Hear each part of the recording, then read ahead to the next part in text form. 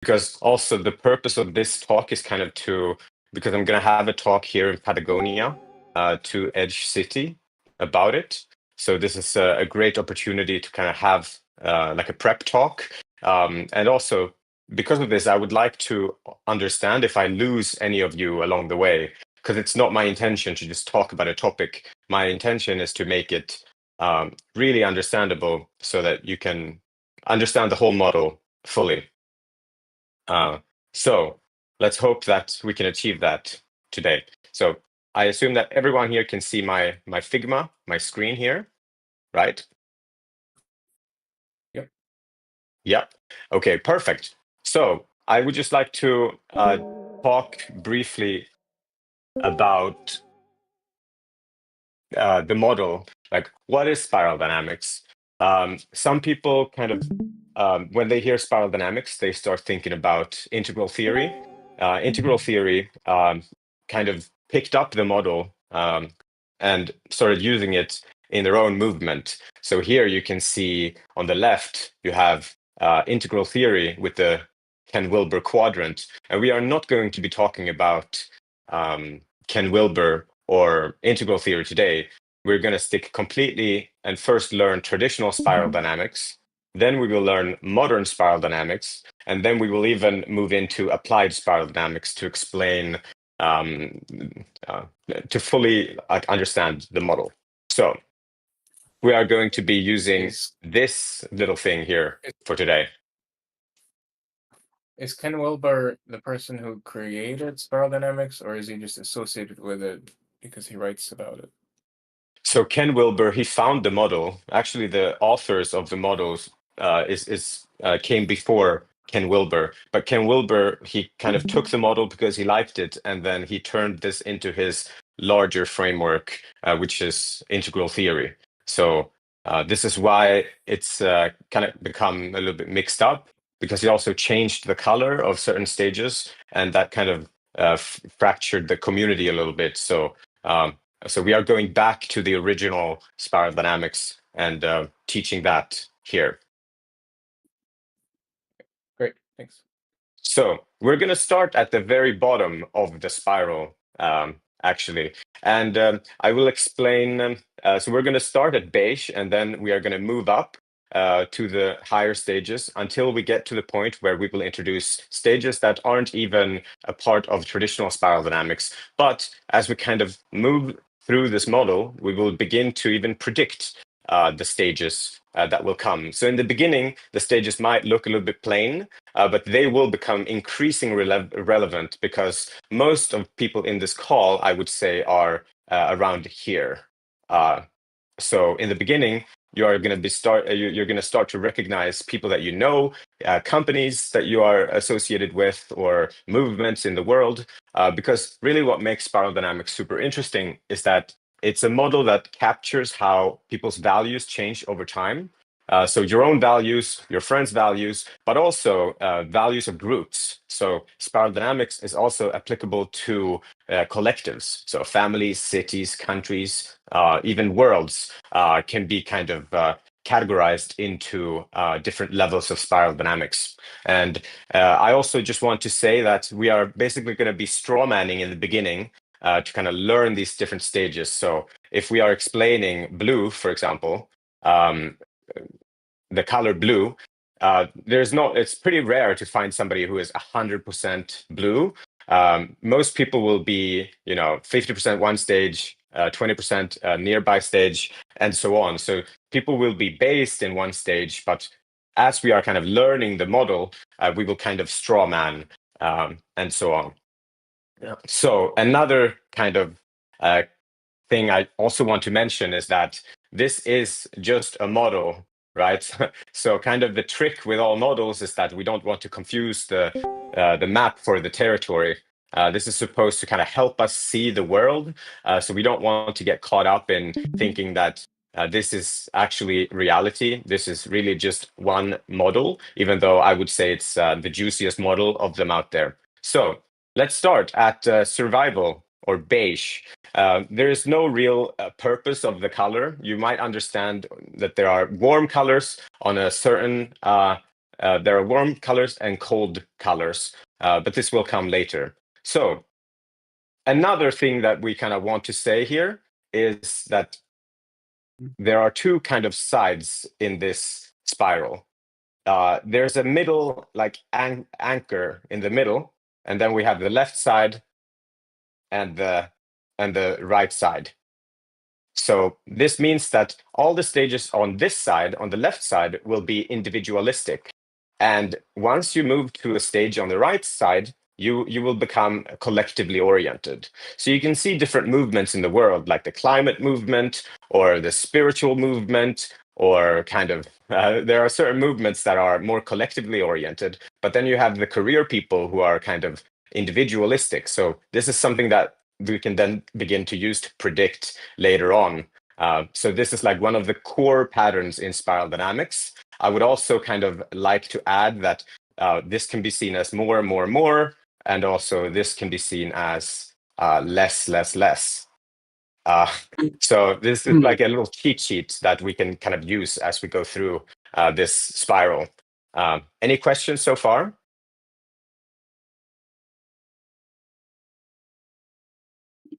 Good. That's So good. let's I'm just start at taking base. notes in the. Oh, there's a question.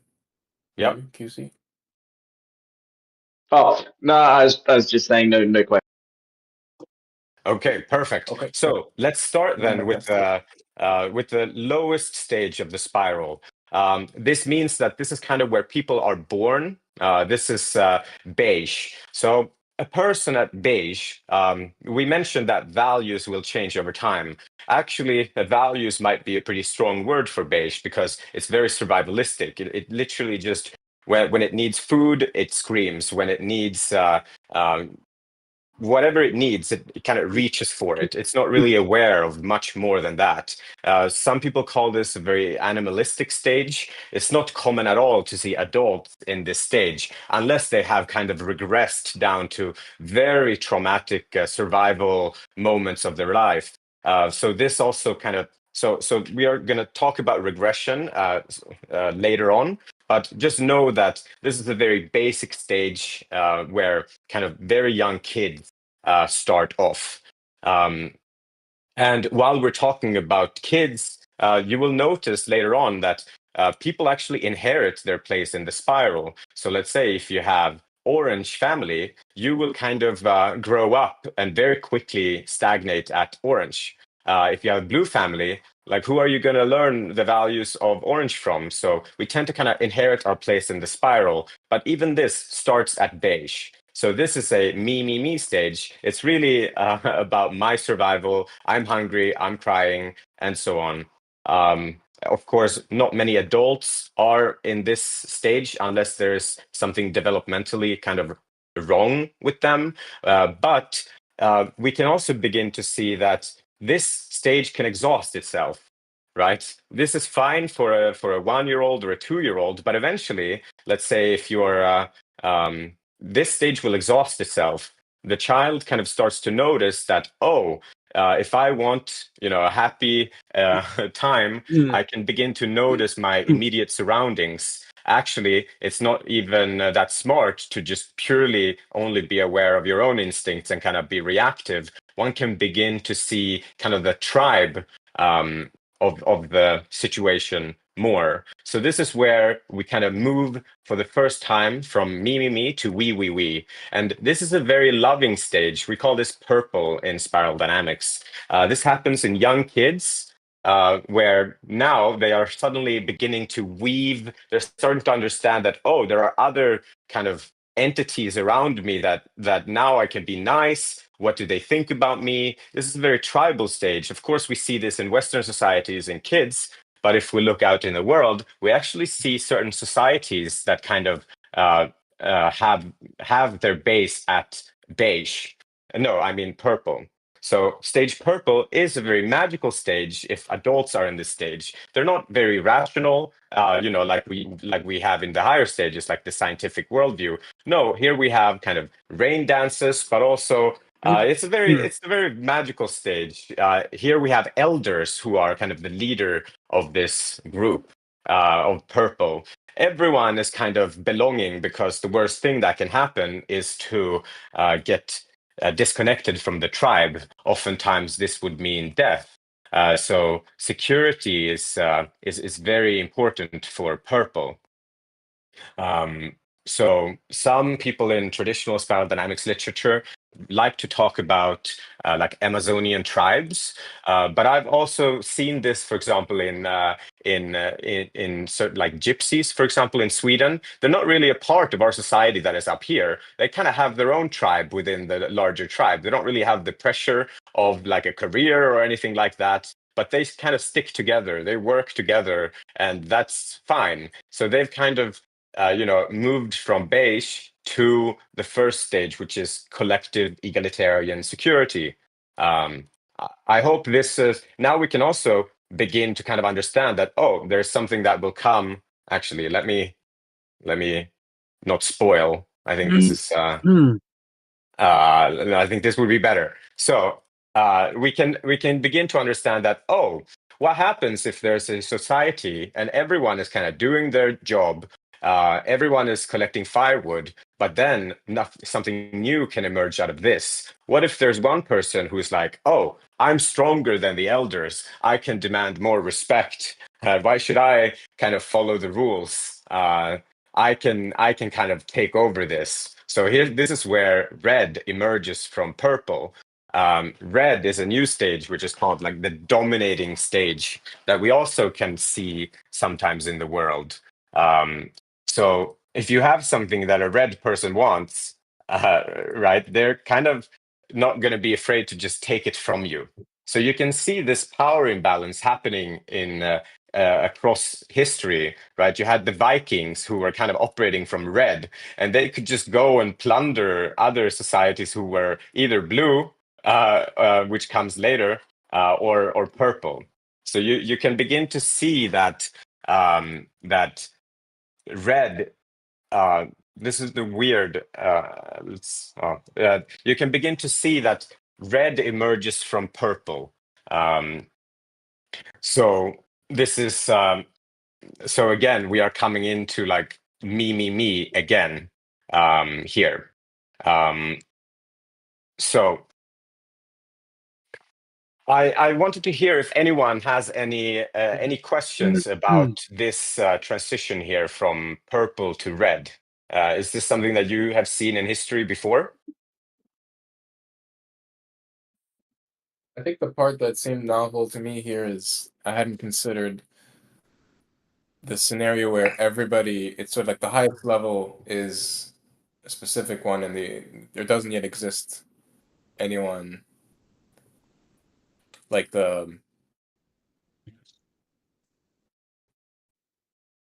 like I can like initially looking at the entire spiral, I can be like, okay, well, the society has people at the top, and then people move through that. But if you have an entire society where the highest level is highest stable level is, in this case, purple, and then you have one that's higher, grows higher, that's actually creates a problem, and I guess that could be a bottleneck for the society growing further, because it'd be easier to consume that. It'd be easier for that node to come down for everyone else to come up, maybe. I see. So let's talk about that. This also works with individuals, right? So you can kind of begin to see the kid that starts as beige. Now it's like a very, the golden years, right, with the very loving kid. And then something happens, right? Sometimes this happens in the teenage years, sometimes it happens earlier, right? If a kid wants something from another kid, they kind of just take it from them. Kids can be very mean sometimes. This is like the red. You can kind of see this red behavior coming out. And every stage, red, for example, of course, now we are strawmanning the stages, but actually, every stage has like really good sides that are needed in development. So, for example, purple starts to begin to kind of see, oh, what does other people think about me? Also, of course, it can become quite needy and not stand up for itself. And red, there's wisdom in just do it. There's wisdom in standing up for yourself or taking what you want. But healthy red also comes from a balanced purple and beige. So in spiral dynamics, we kind of say that a stage transcends and it includes itself. So actually, purple includes beige, and balanced red would include both purple and beige. So red is actually quite a healthy stage, but red, yes, we can look at like Game of Thrones as an example, right? The dragon families, right? They are very stereotypically red, but there is but what's and we can look at so the problem though with red, because something happens at red. Red doesn't really scale very well.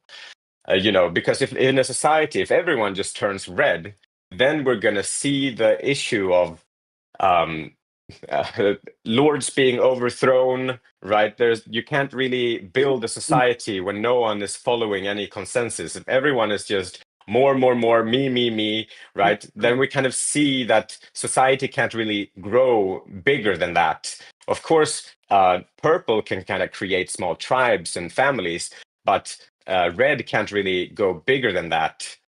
So usually you have a family where power kind of goes into the bloodline or something like that, but it can't grow into a huge society because it just exhausts itself. And this is where we can begin to see the next kind of stage, which is blue. So blue emerges from red.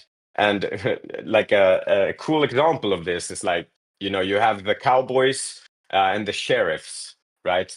How can the next stage emerge? Well, in our society here, we have some inventions that are blue inventions. We have like a school system, we have prisons, we have tax authorities. So what happened is there are actually blue structures that can capture red or contain red. There's this we stage. We know that it's going to emerge from this me stage. So blue is really the result of red not working. We can begin to see this also in some countries. They manage to kind of build these blue structures, and then people can go to school. People can. There are consequences for just acting out power impulses. So we have some very nice blue structures that come in here. But blue is also a very common individual stage. Otherwise, it wouldn't be common in how society works. So, what are some blue values? Well, blue likes to kind of get the rules from a book, right? Blue likes order. Blue likes honor. In traditional spiral dynamics literature, they speak a lot about the samurai, right? Honor. Blue likes to kind of wait for its reward. Look at how it works. You go to school, you get a job, you follow the rules, and you want your kids also to follow the rules, right? So this is what makes blue very prevalent today. We have a lot of our parents are actually blue. There are a lot of countries who are very blue. Blue doesn't like the rebels. Blue kind of crushes the rebels in a sense because they have real structures that everyone follows. We have blue religions where we also have red religions, right? Where like power gods, but then blue is more like, oh, this is how you are going to behave. You have to go to church every week. You have to behave. You have to be a good citizen. This is what blue really goes around and thinks about how to be decent. But because the literature for spiral dynamics is very old, people have kind of forgotten what blue is like for modern people. So I would just like to say that, yes, we know what blue looks like for our grandparents and maybe for our parents, but what does blue look like for our generation? Well, if we look at group of teenagers walking in the city, you see how they wear the same clothes, they have the same phone, they have the same haircut. Cringe. They like to use the word cringe. Blue doesn't want to be cringe. So we know. So there's a lot of kids in like our age or around 20-ish that are like their worst nightmare is to be cringe. This is a very blue thing. You can look even social media, people doing the same dances, and like the blue kind of wet dream is to stand out by standing in, you know? Oh, I want to be recognized by being a good citizen, right? Or, oh, I want to, follow the trends on social media and become an influencer. This is like, there's a paradox in here that is like the reason why also blue exhausts itself. There's a lot of sacrificing happening, right? You might like a sweater or something, but you just won't do it, or a career, and you just won't do it because you are kind of always, blue is always looking around, seeing what is everyone else doing. And the thing is that this is also fluid, what everyone else is doing. Homosexuality was a sin or whatever, just not too many years ago. Now, this is fine for blue. So we have some trendsetters that are going to come here. But this looking around and seeing what's the meta, right? That is kind of what blue likes. And they don't really notice that they are doing it. They just don't want to be cringe. So this is blue. So what comes after this? Well, again, we can kind of begin to see the pattern here that out of this collective stage, there's going to be a natural me happening. So what would this look like? Well, this is orange. Again, success. I would like to call this achievement rather. I didn't make this. I think we can kind of overlook some of these labels, but let's call it achievement, right? We're going into me again, right? You have the entrepreneur. Again, just like Red thought, why should I collect firewood when I can defeat the elder? The entrepreneur says, why should I sit still, right? When I am stronger, no, when I'm smarter, I'm more unique than all these other NPCs. This is what Orange likes to call blue, like NPCs. But let's zoom out a bit and see how does this look at like a nation level, right? We have like Dubai, for example, which is a great example of a country that used to be red, right? And then it became blue, and now it's transitioning into green to orange, right? So this is also what kind of people also go through similar stages, but Dubai is a great example of newly orange. I so orange. What are some orange inventions? Well, orange, they want power again. An orange person is not gonna kill you for your money, but they will kill your company, right? They follow the rules of blue, but they still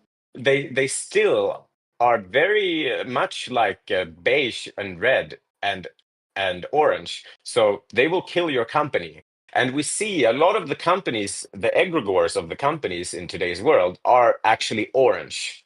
Some companies like lawyer firms or investment banks, they might be maybe more blue. But most companies, they are just purely orange, success. Their metric is to make money for their shareholders. This is like the meta that we live in. So we have a lot of orange forces in the world. America is known to be very orange. It's like the American dream. They kind of broke away from Europe that was very blue at that time, and they created a country kind of based on orange. So if you're an orange person, you don't want to live in a blue country. And if you're a blue person, you don't want to live in an orange country. And just to kind of spice this up a little bit, I would like to, for the first time here, talk about applied spiral dynamics. How can we use already our understanding of spiral dynamics to kind of understand something that is going on in the world, or optimize something that is going on in the world? That is what I like to call applied spiral dynamics. So, for example, we have ADHD.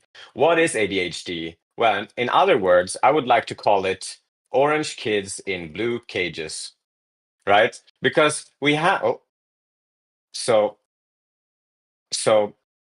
by using spiral dynamics to explain ADHD, we can think of a lot of the structures that we have today, like hospitals, school systems. All of these are blue institutions. Most doctors, unless they are like super successful, doctors, they are kind of operating from a blue base. Same with teachers. They like order. So what happens then when a kid um, turns orange inside a blue school system? Well, then that kid is likely not going to be able to sit still, right? Or see the point in following the rules. They're going to be, well, an orange kid in a blue system. And it's not very easy to understand for the adults here in this blue system that, oh, now there's a kid that is 1/8 my age or something like that, that might be operating from a different paradigm than I am. So, therefore, we have diagnoses like attention deficit hyper disorder, or yeah, that is actually a blue invention to kind of label orange awareness emerging out of blue structures. So this is, of course, there are people that actually have. Uh, I don't know if it all can be explained with this, but this is definitely an interesting take. And we can even see two types of ADHD. We can see type 1, where and type 2. So let's say type 1 ADHD is when the family that the kid is coming from is already operating from orange or above. Then they're just going to say, "Oh, this kid is just like his father. He's talented. He's going to be an entrepreneur. We don't care if he gets C's. He's going to be successful." But then you have the other poor kid that somehow manages to get orange level awareness inside a blue system with a blue family. Now this is going to be a crisis. This is going to be a disorder. You're going to medicate them. And if you look at the medication that the orange kids gets in the blue system, it's actually just made so that this poor kid can follow the rules of the blue system. Right now, you can focus on one thing. Yeah, you don't get bored as easily. Right? It's actually meant to kind of, make them act blue. Anyways, this is I wrote something on Substack that is called Orange Kids in Blue Cages. So if you like to read more about this, Oh, that's then cool, man. yeah. But we can actually kind of see that, oh, ADHD happens at this level of spiral dynamics, then it's surely going to happen here too, right? So actually, if purple was in the business of creating diagnoses, surely when that red person said, "Fuck it, fuck this, I'm not gonna follow the rules," then this would also be a form of ADHD, but lower in the spiral. And we can also see this happening in higher stages of the spiral. So this is not just something that happens at this level, but it happens across the spiral. So this is actually a very interesting thing with spiral dynamics, that it will continue like this, and we can begin to see this happening across the spiral again. So, however, orange tends to exhaust itself too. It doesn't scale, just like red doesn't scale. If everyone just lives the way orange wants to live, this would create problems too, right? There's this every man for himself type of situation happening with orange. So we see kind of late stage capitalism. We see that we would need however many planets we would need. It's not really sustainable, or not even sustainable for the person, right? Because, well, it's kind of like orange is stuck in happiness around the corner. That like, oh, I just need to buy one more house, one more car, one more thing, right? They are kind of reacting away from blue into orange, and that can sometimes become very empty. So you have a lot of people kind of running on this. A lot of blue people think, oh, as soon as I get rich and I buy all the things, I'll be happy. But actually, this turns into happiness around the corner paradox for orange. And now this kind of exhausts orange too. And this opens up to something else, another collective stage that we can begin to see in the world. Here they call it community. I would call it, I think green explains it very cleanly, because, well, once you have exhausted, you can kind of see Bill Gates, for example. He came from a blue family. he made it in orange, and now he kind of set his sights on other things. Now green emerges from orange. If we zoom out, we can see Scandinavian countries or university cultures. They tend to be. This is where green starts to emerge. So the countries that already have like a lot of nice safety nets where the state is doing a good job. There's not much focus on security. Let's say you are from a privileged family that has made it. They send you to a very fancy school, and then they get disappointed that now you turned into a protester or something like that. This is kind of like what happens with people emerging green. Uh, so, um, so what is a green person like? Well, a green person is also reacting away from this every man for himself. Now we need to listen to every perspective. Every person has value. This is kind of the leftist party. Of course, it's more nuanced than that, and I will explain later. So we are strawmanning right now, but green. We can also begin to see a lot of green movements happening, like Greenpeace. Also, companies like Patagonia that have more mission. Yeah. So green people who are genuinely green, they don't want to work in genuinely orange companies. This is what creates a lot of friction, because green is really all heart. Green kind of thinks that money is evil in a sense. They are reacting away from money can buy everything to now the billionaires are evil. But there are traps for green too. Green hates bigotry. Maybe you can see this in the world. Green really rails against bigotry. They want people to see the bigger issues in the world, like poverty or climate change or anti-racism. But where green kind of gets stuck is there's a trap for green too. They kind of become what they set out to defeat. In a sense, they become the bigot because green says like this: okay, everyone who doesn't think like us is a bigot, and that makes green a bigot. So you have, and of course, this is in spiral dynamics. Everything below green is what we call tier one.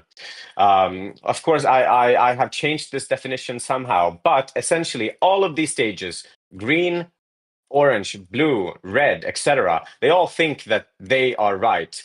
Everything would be better if everyone just thought like me. Yeah. So here, these are all bigots in a sense. In a sense, of course. No, you can green even if it was their success on the line, they couldn't really compromise or be in a meeting with an orange people because they just they just don't they can't separate themselves or see it from a system's perspective.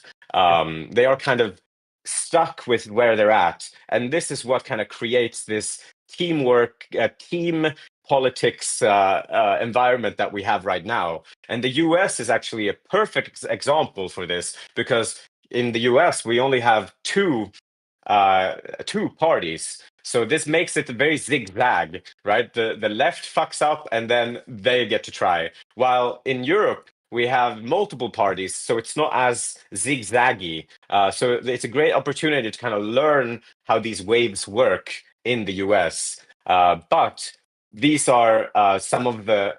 Let's also another thing about green is that green doesn't understand the difference between equality of outcome and equality of opportunity. Yeah. So this is funny actually,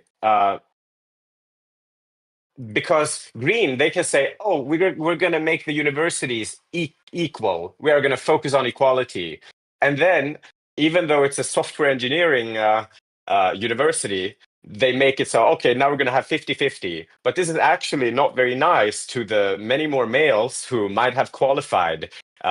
So Green, they're not going to kill your company because they rail against that, but they will try to kill your reputation. This cancel community is kind of what Green likes to do. Green is really good at canceling people because there's moral outrage. This is kind of their currency, how they're acting on.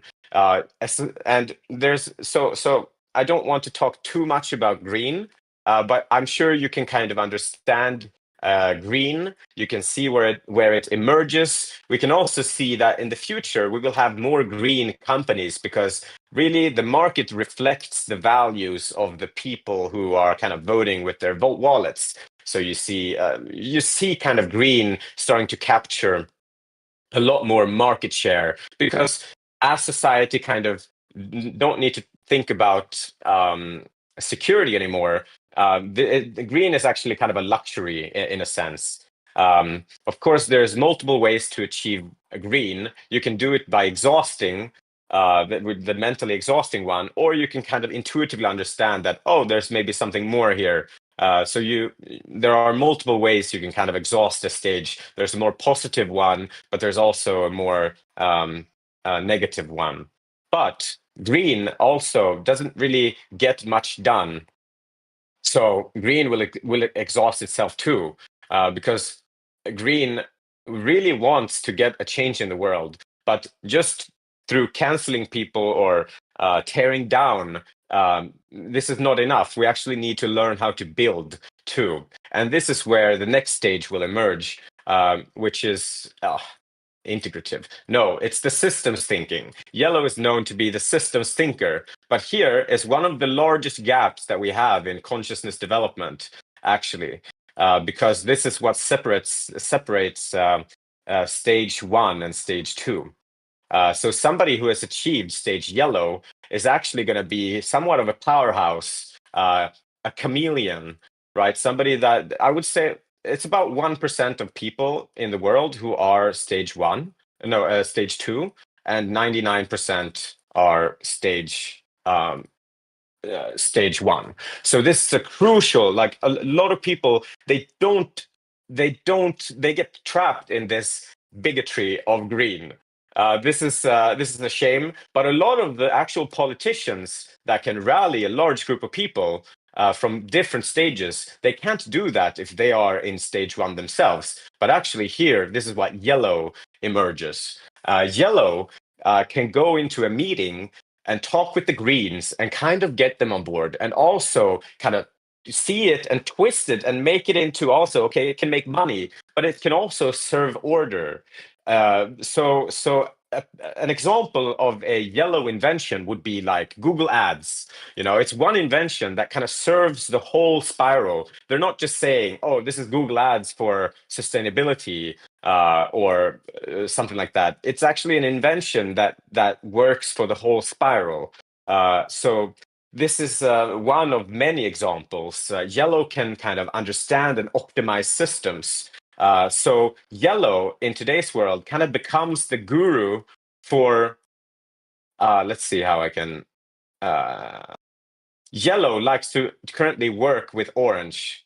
There's a bridge here, right? Because people who are genuinely yellow, they can become orange powerhouses. So a lot of the most successful people in the world, they're not operating from purely orange. They understand, Tesla, for example. Tesla understood that, hey, not Tesla the man, Tesla the company.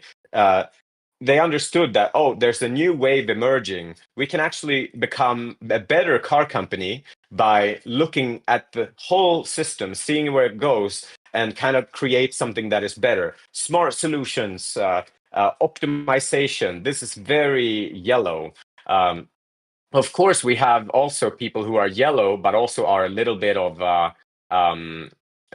green. But this breed is the half yellow, half green. They have to hide currently. These are the moderates that could be helping the left party, but they are being alienated by the Green Party or the lefties, because these people like to say that, oh, if you don't agree with everything, then you're a part of the problem. You're literally Hitler. This is actually what lost the left election, because many of the powerhouse yellows, they actually went over and started working with the blues, right?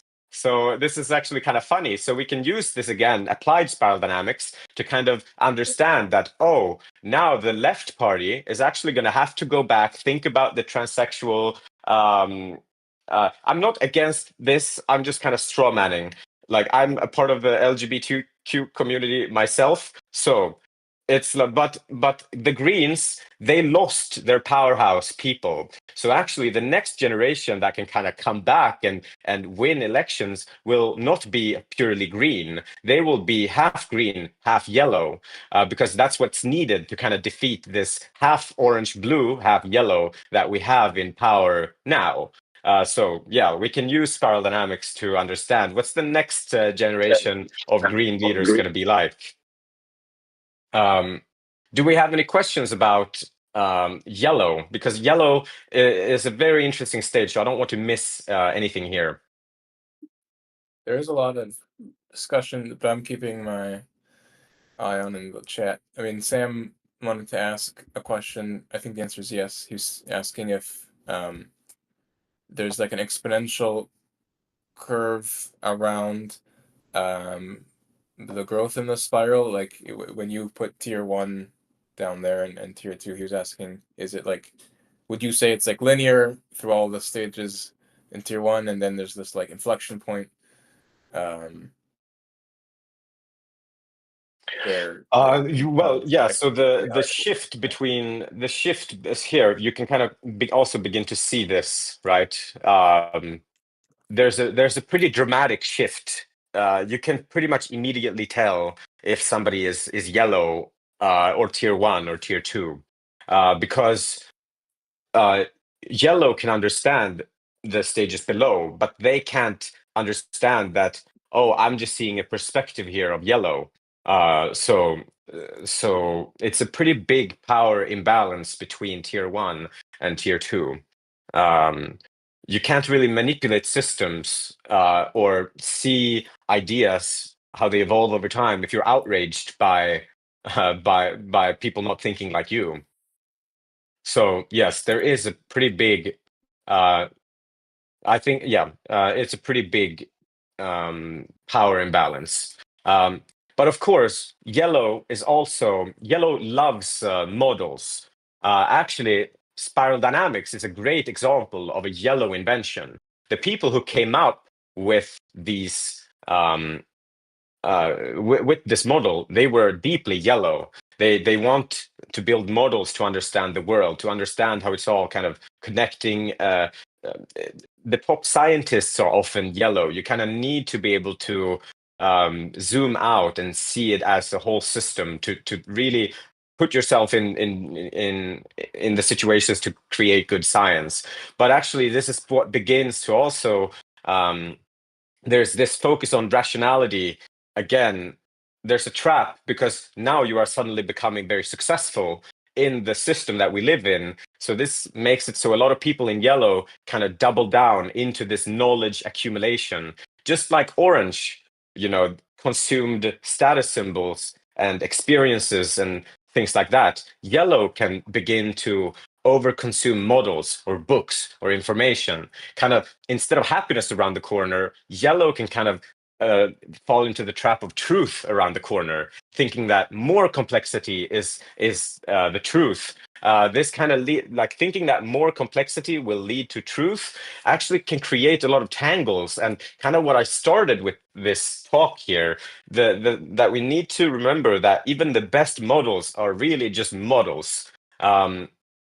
So yellow gets stuck in kind of falling in love with the models or with rationality. This creates almost the depressed philosopher that so many people know of, this kind of straw man again. But yellow can't really answer the question of, okay, if you are so smart, then why are you not happy? This hurts yellow a lot, because they think that learning about the mind leads to mastery of the mind, when this is actually not true. So there are a lot of people who are in what I would say this here. I will just read. So this guy on Twitter, he went viral a few days ago. The guy that says, "I have an amazing girlfriend making 450K in this year, can work from anywhere, live in a house with a pool, yet I have anxiety every damn day, tight chest, hard to take a deep breath, intrusive thoughts, always feeling not enough, can never relax. What went wrong?" Well, this is probably someone who is operating from orange/yellow, and now they are kind of they are kind of stuck here. So now we are kind of turning to more models. We are creating our own models, but this is not really the way out. This actually just makes it so now we are creating this air castle of our worldview, and every time we find something new, we have to update our worldview, and this gets very, very energy intensive because it never really ends, and we are kind of losing track of reality in a sense when yellow exhausts itself. So this actually forces yellow for the next stage to emerge again, which will be turquoise. That's bad. Let's keep it here. Actually, let's go here. This is a perfect opportunity to talk about the illusion of this, because you can see in traditional spiral dynamics, they had the patterns that we've discussed. So they were like, oh, this complexity, transcend and include, is going to continue up the spiral. We need more complexity. We can see here that turquoise is going to be even more complex than yellow, and coral. Well, that's going to be like even more complex. So we need bigger models. We need to think more, right? Because it's what worked up till yellow. But actually, this is not how it is. Actually, this is an illusion. This is a trap. Actually, then we kind of head into delusion territory. Actually, how the real shape should look like is more of a diamond. We must realize in yellow that, okay, rationality took us all the way here, but at a certain point, it gets more valuable to figure out where we are wrong instead of where we are right. Right? We must realize that, oh, I know so much, I know nothing. Right? Of course, this is a reaction away. This is kind of when we can begin to heal from this truth around the corner, cannot let go of the map in a sense. So this is where actually there's directional shift here. We have built something all the way up to yellow, and we must now become students again. We must become students of ourselves. And this can be hard because all these stages we are kind of we have mastered a certain thing, but now we kind of must move beyond it. So actually, yellow cannot see the difference between post-rational and irrational, right? We might meet a turquoise person, a mystic, right? And we will not see the difference. So this is a trap of yellow. Yellow wants proof. Yellow wants science. This is how it's worked. And now this doesn't work anymore. We kind of need to go and see for ourselves. Maybe try like meditation or breath work or something. We need to not just read about it. We need experience to move beyond yellow.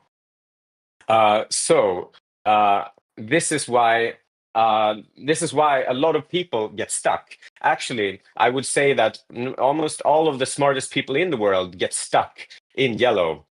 So how do we move beyond yellow into turquoise? Well, we kind of have to make the mystical natural. Right? So yellow thinks that meditation is like mystical, but actually, when we sit down and observe the mind, what is mystical is no longer mystical. We can begin to realize that, oh, I learn more about my mind through observing it than reading about it. The goal is to kind of melt away some of these, oh, you have to prove it to me. But I just want to check in here. And what do you guys think? How can we move from yellow into turquoise? What do you guys think?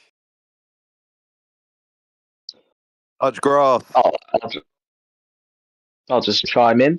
One thing I'm wondering about is the different personality types that might be more suitable for turquoise. Like thinking about the what is it? Carl Jung talks about the intuitive introvert or something like that. But I'm just making an assumption that those with a more richer inner world might be more rewarded with the type of deep-seated contemplation that comes in the turquoise region. Well, sure. I think maybe some people have lived, let's say, 20 years in yellow, so they have a lot of like barriers. They have like looked down upon certain traditions. It might be more difficult for them. But I would say that anyone who has made it up to yellow, I would say is like halfway there.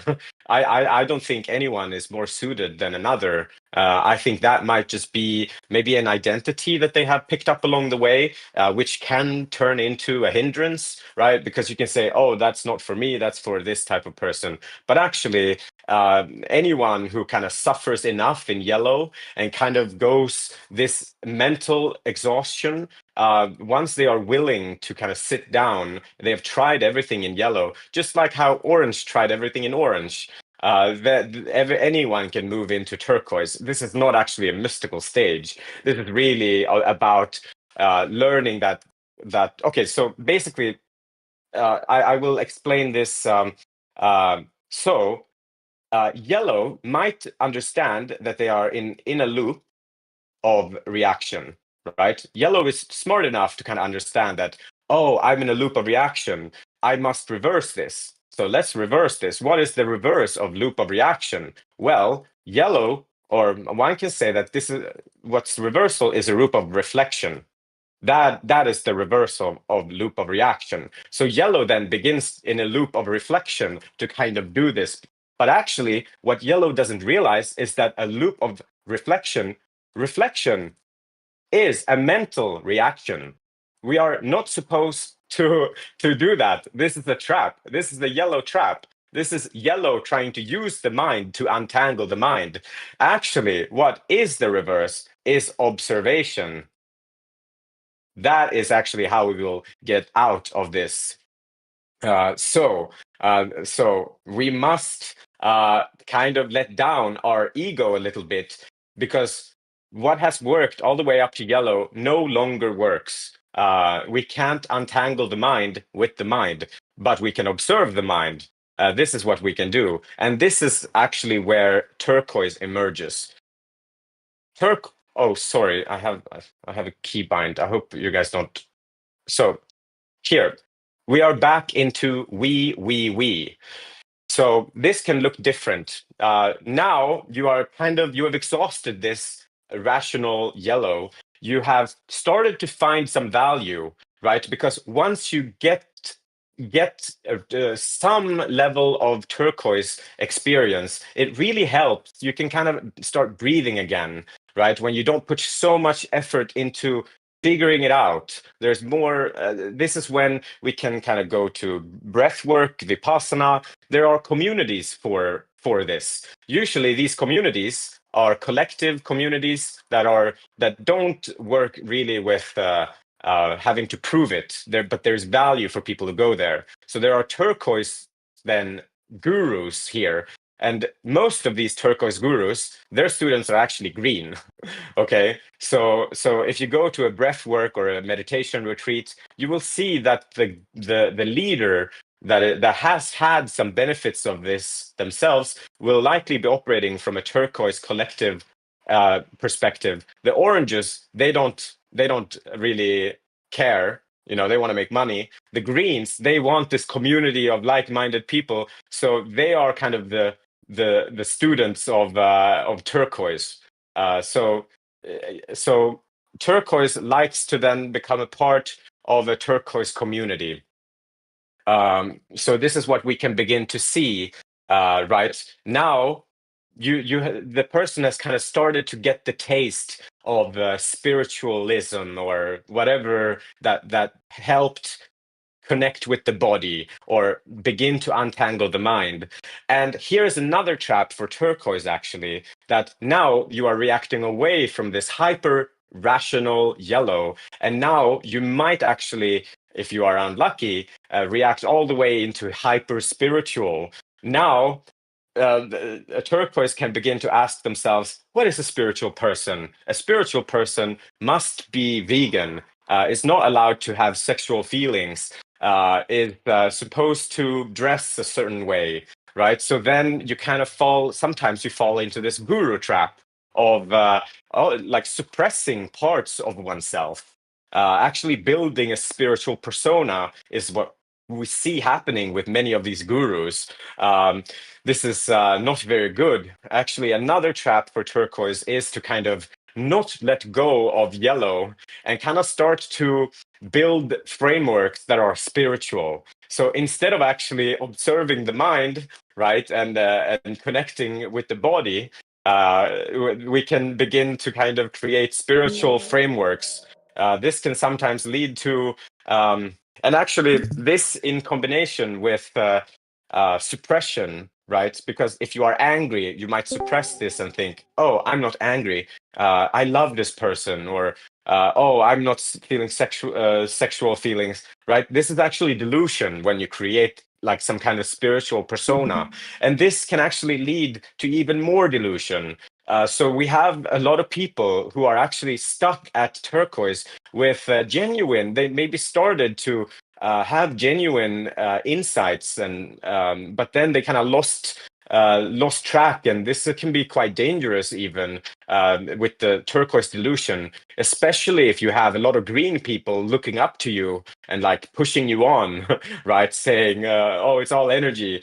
This is not that can happen here, and it might not be fully integrated. So turquoise is actually you would people lose themselves here too, just like they lose themselves in yellow.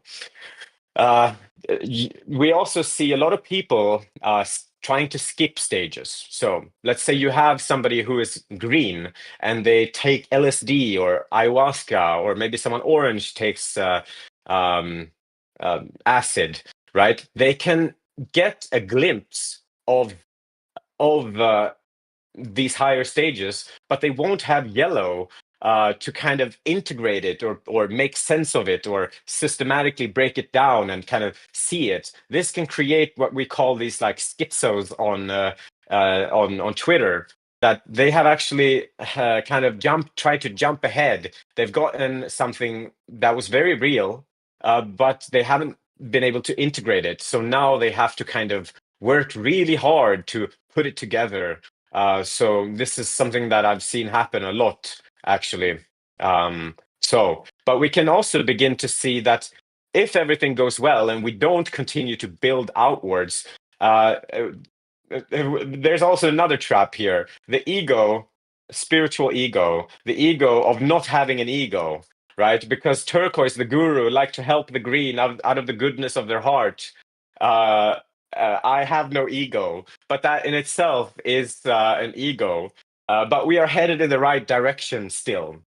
So, turquoise, there are certain traps in turquoise, but really we don't need to go through these traps. Actually, we just need to let go of confusing the mental models and the map for the territory and kind of explore, let these rigid structures melt away and see for yourself what is there. This can be a very calm transition if we do it the right way. But we see here there is a new stage emerging, which is again me stage, right? Because we are going into individual again, and also it's a more stage. Because if, and this is an if turquoise realizes that, wow, I'm so tired of being a spiritual mask for these green people. If I were to be honest with myself, I would lose my status as a guru. But after a certain point, turquoise exhausts itself and we can move into coral, which is me. And actually, I call this stage radical authenticity. Okay. Now, because coral, right, understands that I'm so tired of having this persona. I can't work with what I suppress, right? If I'm feeling angry, or if I have racist thoughts or homophobic thoughts, or whatever, for me to work with it, I must at least not suppress it. So this comes from observation. Actual turquoise work leads naturally to coral. Um, so this is coral. Coral is sometimes so real, so people don't know what to do with themselves. I will read an example uh, of coral here, just to kind of nail what coral can look like. If Because there are multiple types of coral. There are coral that you can see in a Vipassana retreat. Something arises, and they can be honest and see what is there and work with it. But then you have people who are not connected with their body, but they are honest too, and they have gone through, these stages. So this is what that could look like. Don't follow crowds. Follow the innate feelings inside of you. Do what you feel, not what you think. Thoughts have been placed in our heads to make everyone assimilate. Follow what you feel.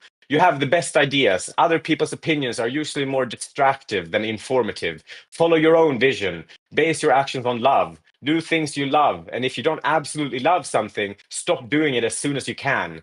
When you first wake up, don't hop right on the phone or the internet or even speak to anyone for even up to an hour if possible. Just be still and enjoy your own imagination. It's better than any movie. So, does anyone know who this is?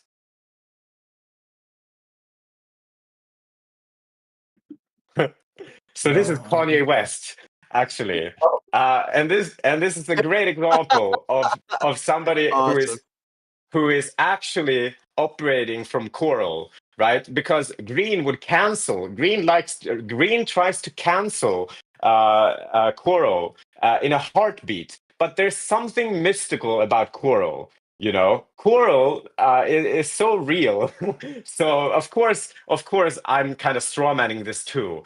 I'm sure, like Kanye, also, and this is actually a very interesting, because we spoke about ADHD happening across the spiral, right? We have disorder when somebody is going from orange from blue, but then now we have all the way up here, right? We have also this witch hunt happening with disorders when somebody is emerging into coral, and it makes me question: did we kind of make Kanye and other people like him crazy because they are just kind of too far ahead, or were they kind of a little bit crazy? It's kind of this chicken versus the egg. But for us to really see what coral people would be like, we would have to wait a while until we can begin to see maybe healthier coral communities. Yeah, I mean, this is fun. But we can see how coral reacts away from this guru mask of turquoise. Uh, Actually, most of the so Kanye West is very special in that sense that most coral is actually found in meditation retreats. People sitting and they are meditating and they are like, "Oh, is this anger? No, I'm not angry. Actually, I'm furious. I've been furious since I was a child. Okay, where does this come from? Can I release this? This is actually coral, internal. This is healthy coral."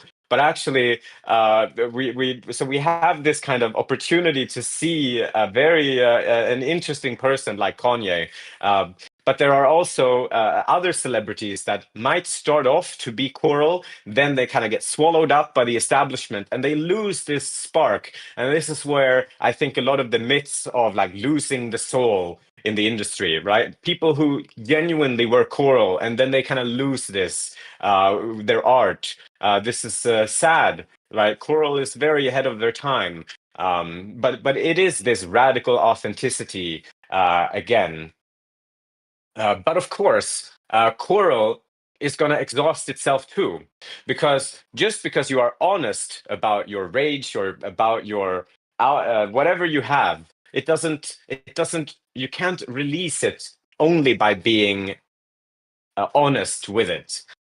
There's something more to this. We actually need to be in touch more with our bodies. This is where the next stage, teal, comes in. So teal again is a collective stage, less, less, less again. So how can we kind of begin to see teal here?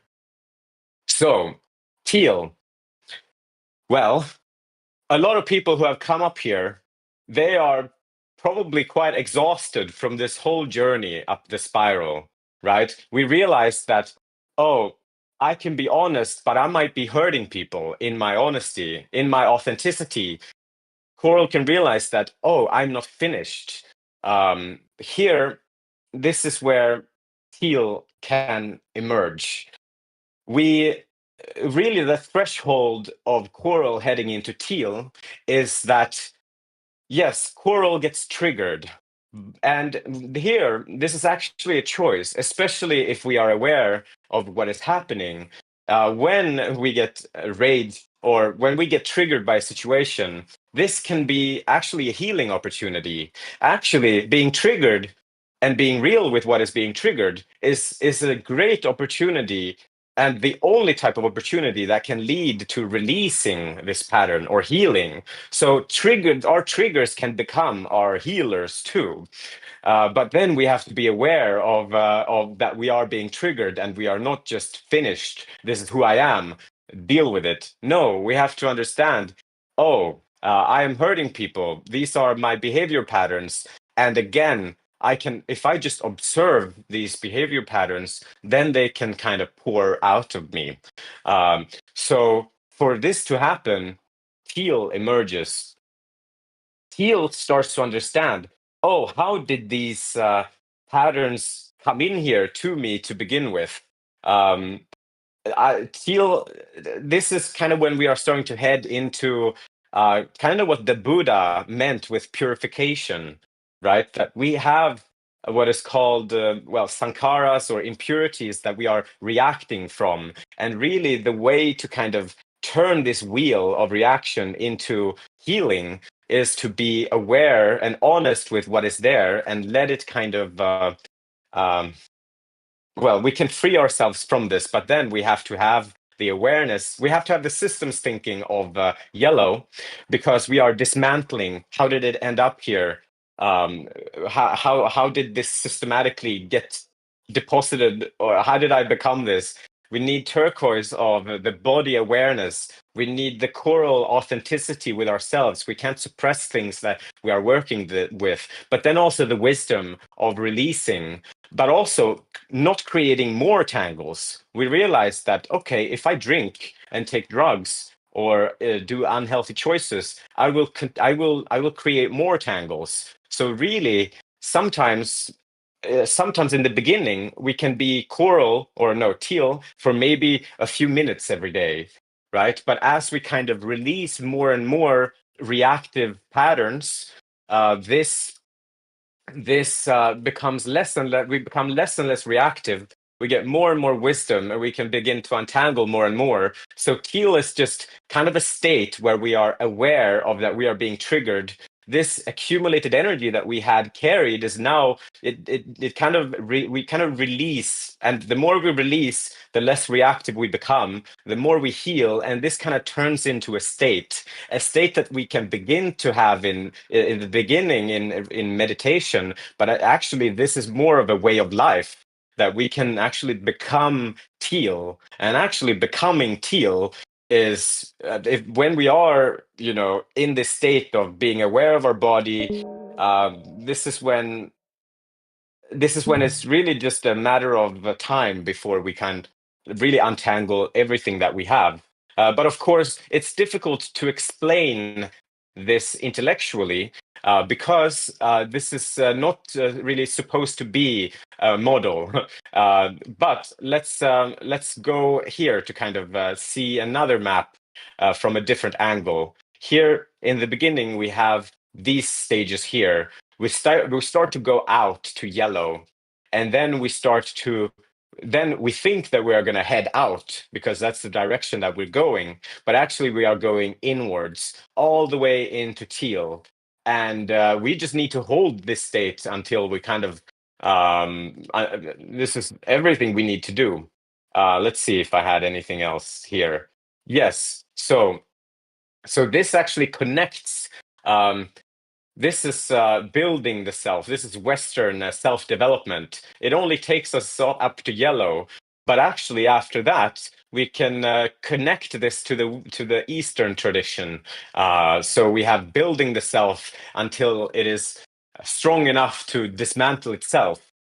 We think that we are building this system builder machine, but actually, when we learn how to become a system builder, paradoxically, we are learning how to become a system dismantler.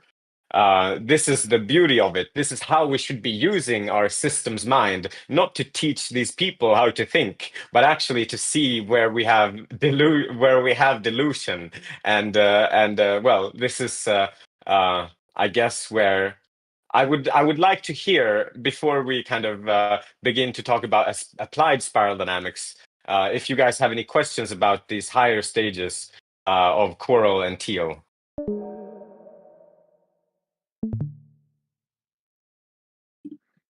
Sam says, "Great talk." He has to run. I mean, there's a lot of thoughts in the little Discord chat.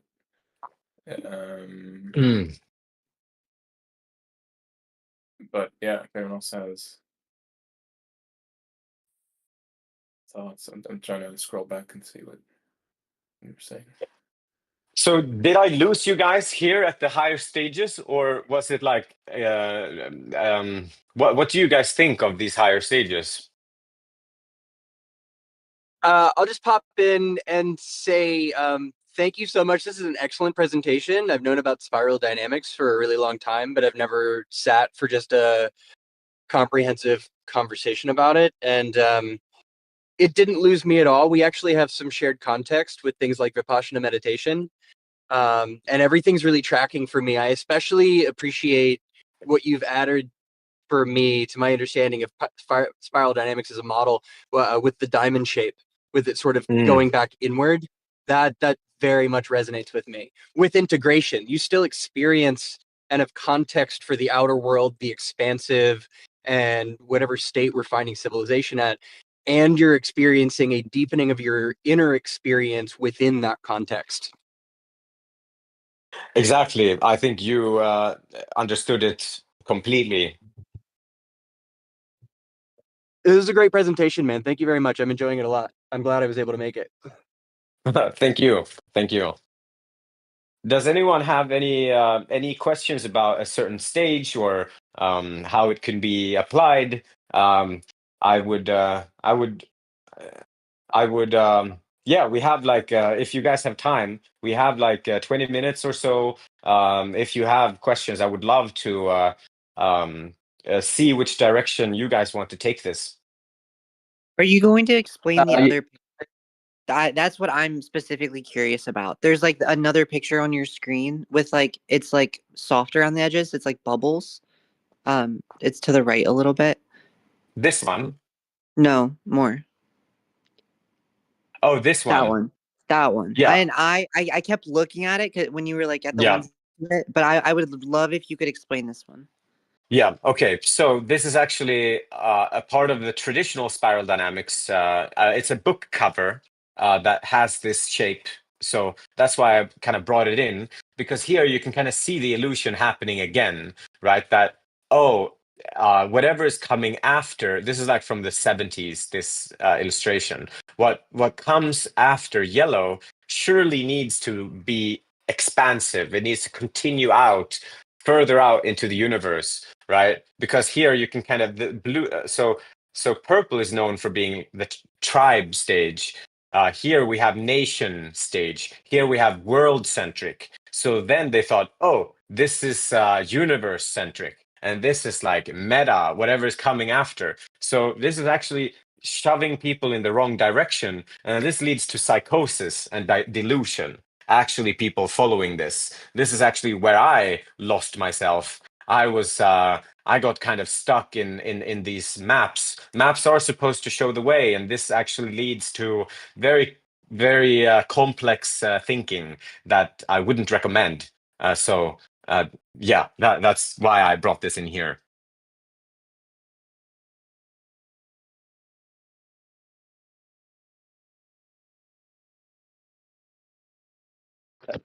Cool. Okay. If I might just chime in, Yeah. could I get a little bit more of a breakdown on the divergence between the blue and the orange earlier on?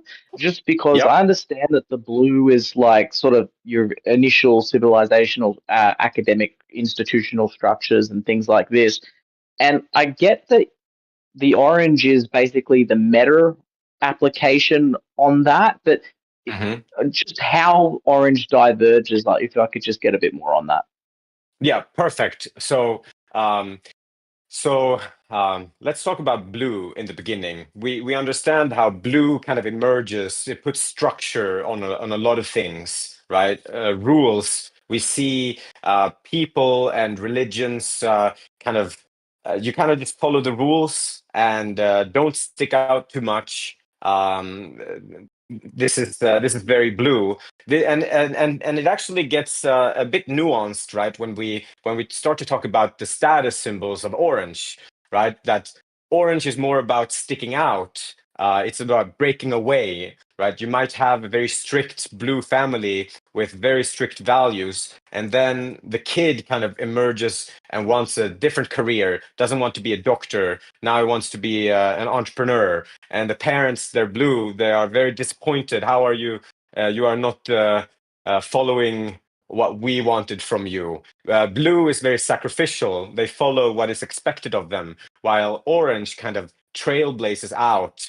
I'm going to be a sportsman. Actually, sports are very orange, right? Like, I'm going to win, winning the game. Um, very hustle is like very orange. You have a lot of status symbols in the world that are orange, right? Like showing people how cool you are. Of course, you have the people who buy like Louis Vuitton bags, which is a very orange thing. But then you also have people who buy these bags because it's what's expected, right? An iPhone is no longer a status symbol. It's actually, if you don't have it, people are going to think that we are poor. So now we need to fit in. So the same purchase can be made from different standpoints. But orange is very, you have celebrities, for example, which is a very orange invention, right? People becoming famous because they're famous. And the more famous they are, kind of the more status they get, right? Like people kind of, orange, so celebrities are a very orange phenomena. Blue doesn't really care as much. They kind of think that stuff is silly. But an orange person, they want to become a celebrity, right? So I mentioned that the blue person wants to stand out by fitting in. That's like a young blue uh, blue person's dream, while an orange person, they want to stand in by standing out, right? Like okay, it doesn't. So an orange person, well, they care more about themselves than to kind of sacrifice for what is expected of them.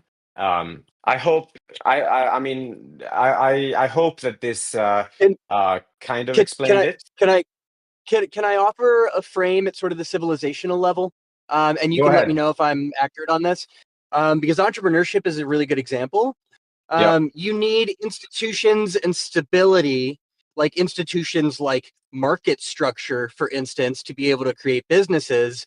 And when you have that kind of stable structure to civilization level, you now have a place where individuals can recognize where they fit, work with the systems as they stand, and excel. They can build things on top of stable institutional infrastructure, civilizational infrastructure. And that can very much look like an iconoclastic artist or an entrepreneur or even a politician who's making a career out of it. They use the institutions we created in blue to individuate and do something sort of above that stands out. And it might actually create, and if you look at the spiral of it, like we've got hyper capitalism here. That's not actually necessary. That almost makes us feel like we're stuck at orange. But if you integrate that forward towards like the next level of community, you can use entrepreneurship in a community context and create higher level sort of entrepreneurial systems, products and services that come from a we stance using me mechanisms. Does that make sense? And did that actually fit? Yeah, I thought that was good. Did that land for anyone? Yeah, no, that's fine. I was just seeking a clarification, just because it seems like there's a bit more going on there. But yeah, what So Curtis I said mean, a was good example here would be we have financial institutions. Klarna, right, is a very orange, right? Like Yep. anyone can buy anything. You don't even need the money, right? Like while SEB is like a big bank in Sweden that is more a traditional bank, which is like bigger loans. This is like do first, think later. It's very ADHD like. Actually, ADHD is a perfect example of the mindset of Orange. Orange likes to take more risks. Blue hates to take risks. Blue would rather not take a risk ever. So you can see the organizations also kind of work this way. But of course, somebody who is like yellow or even higher, they might initially like dislike blue because blue is very rigid. But actually, a lot of the things that like the internet, like a lot of things, healthcare, like it wouldn't work if we didn't have like blue in our world. So we want to kind of appreciate blue because blue kind of holds everything together. Actually, orange builds on blue. Exactly. You can see a lot of crypto bros. They're like trying to break out and like, oh, we're gonna create a new system, but there's just no ethics there, right? Like everyone's trying to rug pull each other. It's just mayhem. So it's not really working out for Orange to create their own financial system because, well, it's like every man for himself, in a sense. So these I like to talk about Dubai when I explain the shift on a collective level from blue, because it used to be very like authoritarian, very like rule based, and now it's turned into this orange mecca. You go there and you buy, you know, luxury things. It's very orange now, and if it continues, if they're lucky, it's gonna head into actually green territory.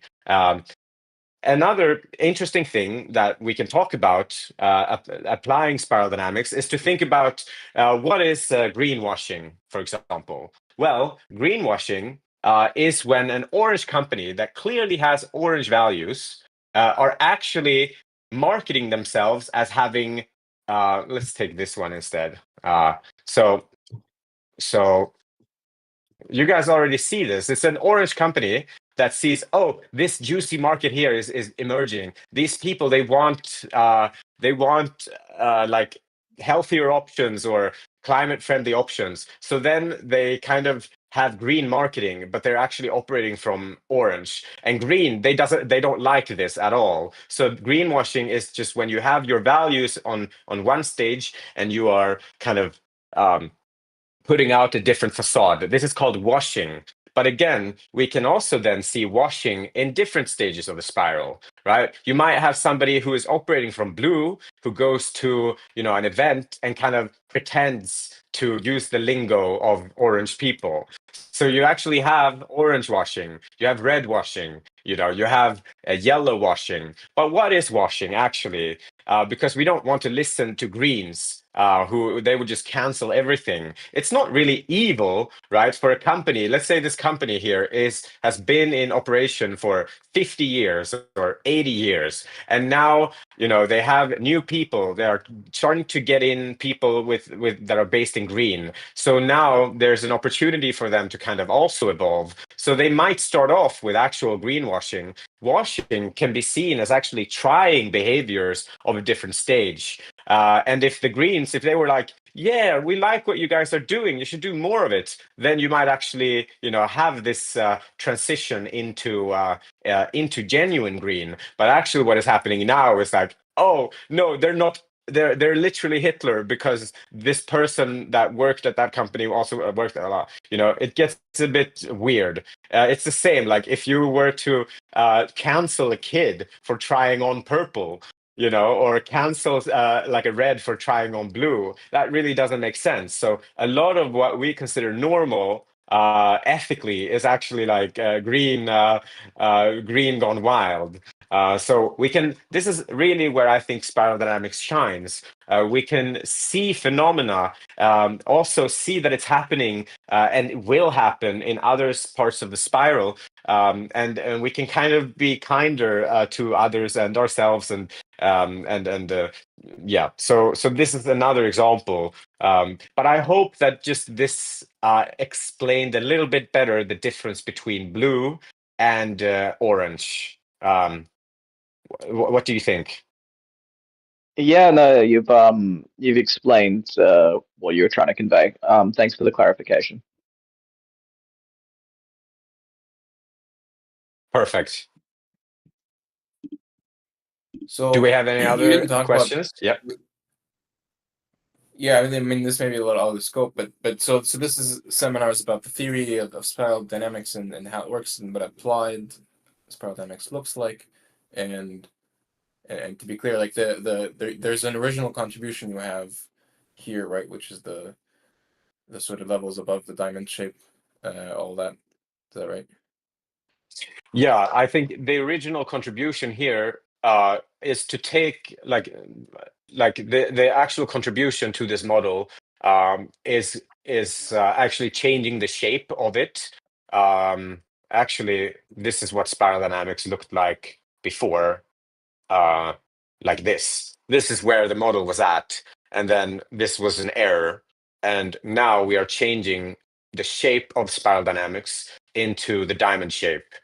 This is the big change, and then we are also connecting it with these stages up here, which also weren't a part of traditional spiral dynamics, and we are also adding a stage here below, which is white, because actually there is another stage below here, which is white, which is a collective stage. This is a regressive stage, which means that regular people don't end up in this stage. But if you read about, for example, concentration camps, you can see that actually, if people lose their hope, you can break down a person even further down to survival, where where they kind of just lose even their spark of beige, and they become this very um, well, there is a different stage here, which we call white. This is not a place to be at all. This is very traumatic for people to actually be in. But this can be used.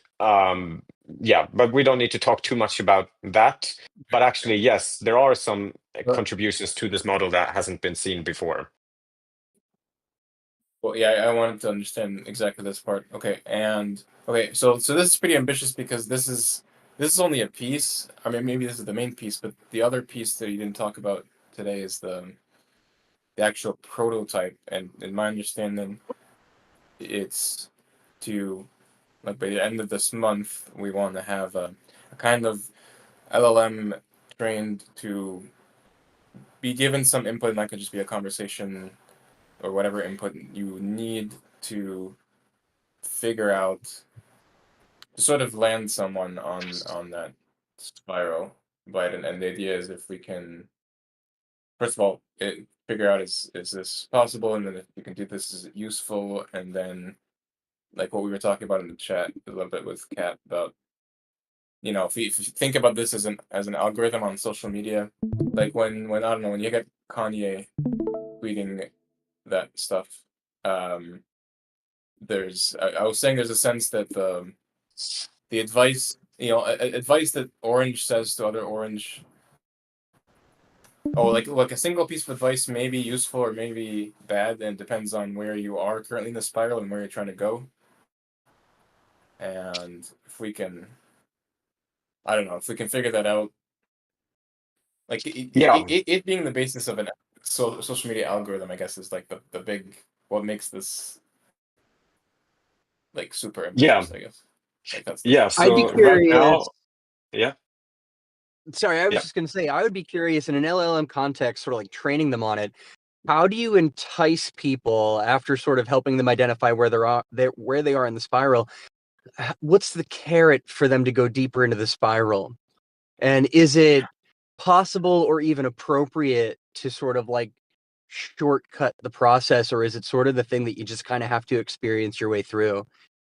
This is a great, actually, this goes to the very heart to why I'm in Patagonia right now. I'm at an event called Edge City, Oh, I've heard of and it. Cool. really why like Ori is here is we want to actually implement this into LLMs and test because we have a theory, right, that we can identify where a person is on the spiral just by having a chat with them. A chat is like an ongoing survey. So we can begin to extract out of a statement, right? We have we have a statement from the user, and then we can extract the context from that chat too. And then we can kind of create a spiral dynamics footprint from a statement, which then would create what we call a pixel.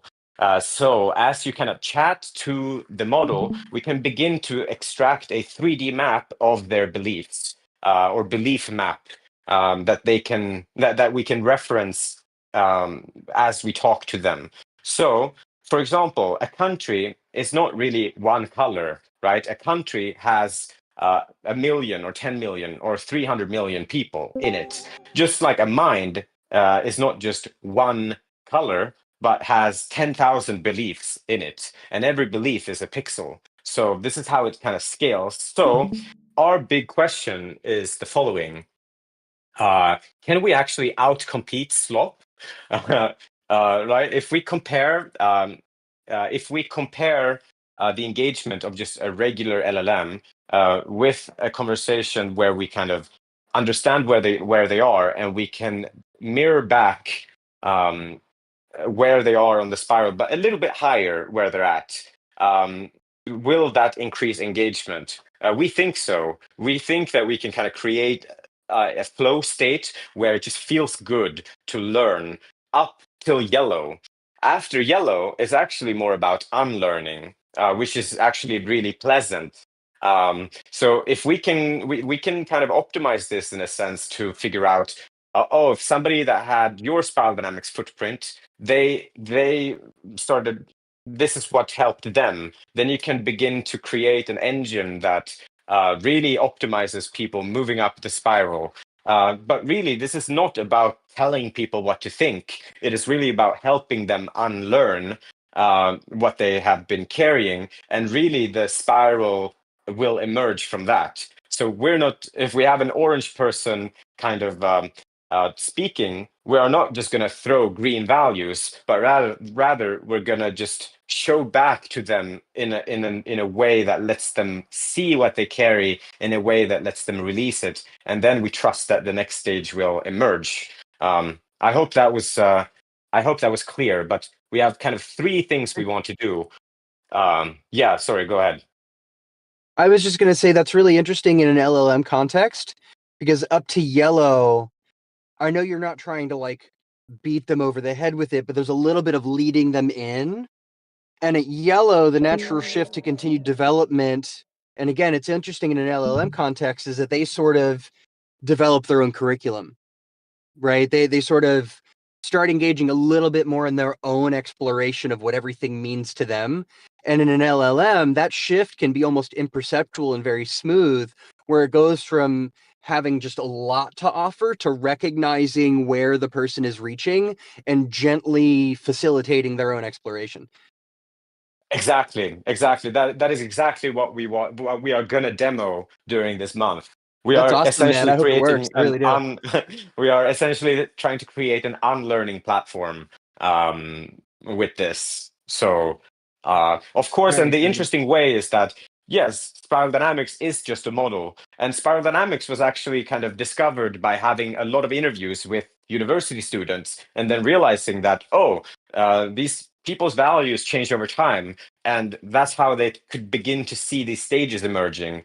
But actually, if you have, you know, 1 million or 100,000 pixel maps of actual people talking with the LLM, you don't even need spiral dynamics after a certain while, because you'll be able to see the actual data. So spiral dynamics will work as a scaffolding in the beginning, right? But the goal is actually to be able to see what's actually going on, you and optimize it in the sense that leads people to empowering results, I suppose is what you could call it. So yeah, it's very much past the yellow. It's recognizing, it's being self-aware that all models are wrong, some are useful. We believe this one's useful.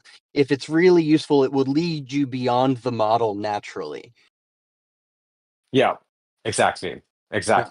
And then you would have some very interesting data that I think would be really good for, you know, humanity to have. Right? You would, so we are, of course, there are other angles that we are looking at this, how spiral dynamics can be implemented in modern tech. But this is a very easy thing to kind of demo. Of course, it's not easy, but it's not rocket science, right? We need to kind of create some spiral dynamics assets. Because the trick is kind of tricky that the current LLMs are actually pretty bad at spiral dynamics because well, it's from Reddit. The training data is not good at all. So we need to create assets to actually create these parallel models that will be running in the background of our applications. But that is something that we hopefully will do. But yeah, there's a lot of interesting things one can do with spiral dynamics. Yeah, I just was thinking as you're talking, I think this actually sounds like it's kind of an aristocratic tutoring model. Like it's trying to, you know, basically teach someone how to, you know, grow as much as they possibly can, until they then will, you know, have to eventually surpass the model and like figure out stuff on their own.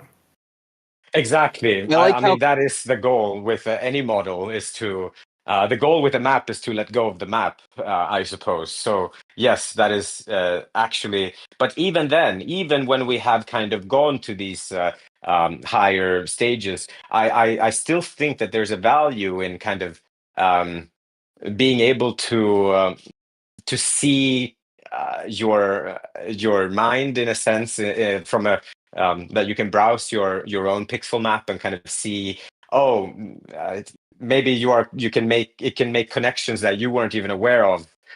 So as a tool, maybe it could come along even as you let go of these rigid models. Well, not only that, I think it's having documentation of what people do once they get to those yellow and blue stages.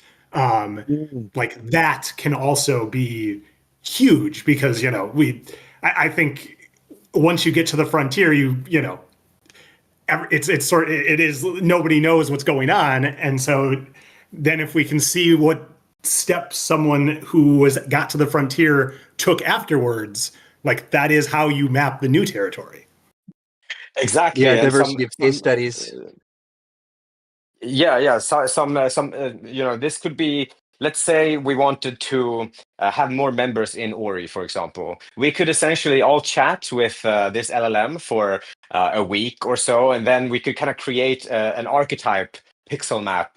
So whenever people are using this service, if they get close enough to our average pixel map, they would just automatically become invited to a community where it would be beneficial for them to be. You know, you could actually build upon this in a very interesting way, I think. So yeah, there are many things you can do once you have these pixel maps, like having isolation lead to community. Maybe you can figure out that it would be good for you to speak with your nemesis about this issue, right? Where you disagree on something that is fundamental, but maybe most of your pixel maps are actually very similar. Maybe that type of conversation would facilitate growth for both parties. Who knows what this could do? Yeah, I mean, like I was just like, oh, you could actually figure out an adversarial collaboration with somebody you didn't realize was your adversary. Like, or didn't Yeah. realize they were your ally because like there's some core identity piece that culturally presents as adversary, and so you've taken on that model, not realizing what else was behind it that's actually very aligned. yeah, exactly. Yeah, I was gonna say I really like how cleanly meta this is, because the framework itself, people can show up in all these different sort of colored phases with different cultural contexts, different value stacks that still have the shape of a colored part of the spiral. You might be, you know, orange on your way up towards green, or you know what I mean, and so it's very clean, and you can find yourself in all these different shapes and colors with very unique personal context that, like you were saying, Tessus, matches with other people, and there's community emerging when you realize your pixel maps match. It's actually quite fascinating. I can see how powerful it would be. Yeah, one I'm other glad. thought I had as I was, I assume you're familiar with, I don't know how it's pronounced, Keegan levels or Keegan stages. No, I've heard the name. But it's not a model that I've studied.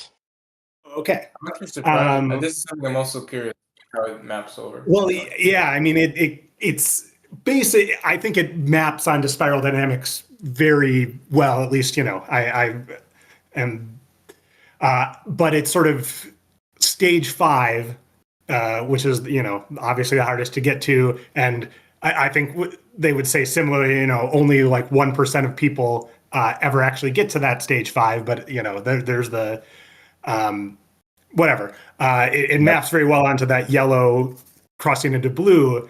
But I think if you looked into it, you're sort of positing that there is actually a stage 6 where, you know, that unlearning happens and you get those coral and other colors.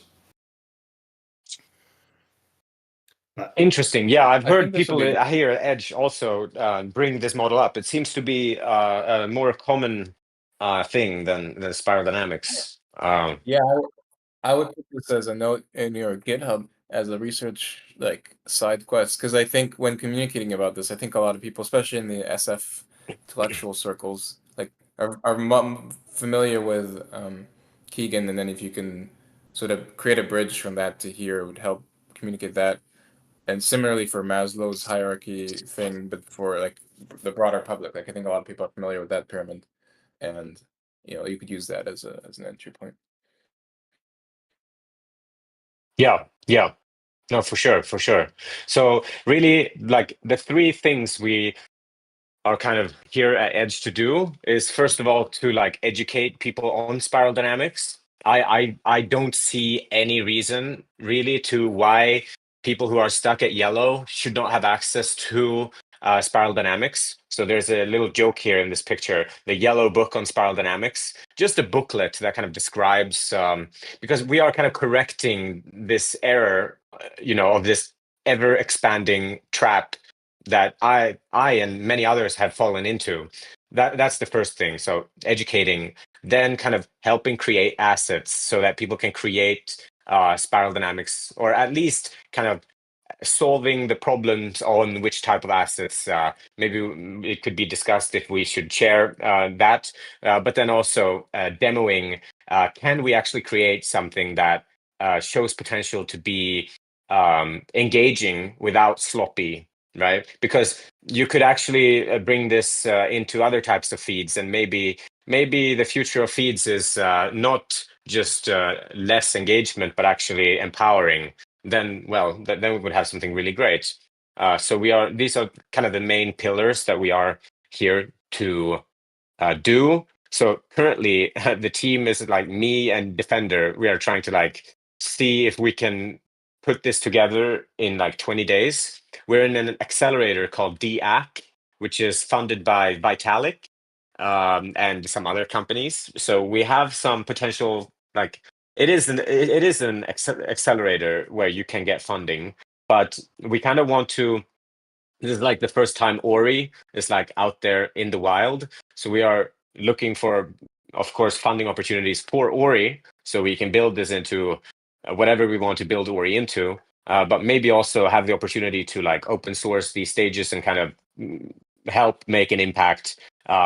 Maybe try to help in any way we can, or if this can start its own company, we don't really know. So that's kind of why we're here. So if anyone here in this chat is like excited about this and want to help, then any help would really be appreciated in this.